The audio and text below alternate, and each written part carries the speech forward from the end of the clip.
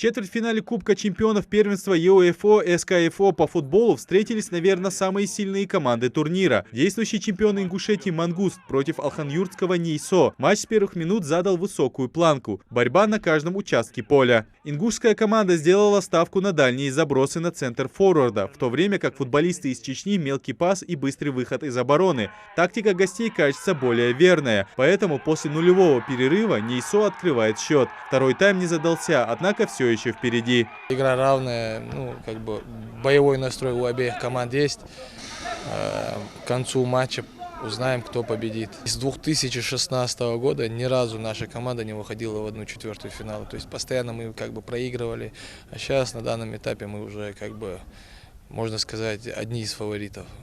Матч очень тягучий, активных моментов мало, игра очень плотная. Впрочем, в таких противостояниях на выбывание по-другому не бывает. Гости отлично себя чувствуют на ингушском поле. Каждая комбинация поддерживается болельщиками. В последние 15 минут игра раскрылась, и это сыграло на руку гостям. 0-2.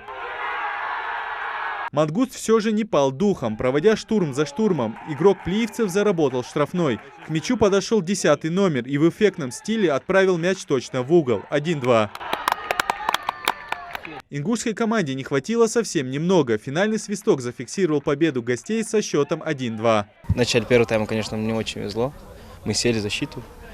После уже на второй тайм вышли более заряженными.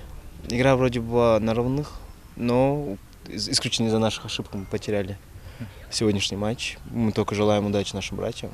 В первом тайме игра была очень напряженная. Да, в целом. Сегодня было очень... Против нас играла такая хорошая команда. Это наши братья. А так, хвала Всевышнему, выиграли. Игра была хорошая, на высоком уровне. Футболисты с обоих команд отличались. Я хочу поздравить ингушскую команду. Они показали добросовестно порядочный футбол. Несмотря на проигрыш, Мангуст показал хорошую игру. Это дает стимул на будущие победы. Идрис Ижиев, Мухаммад Белакиев, Новости 24.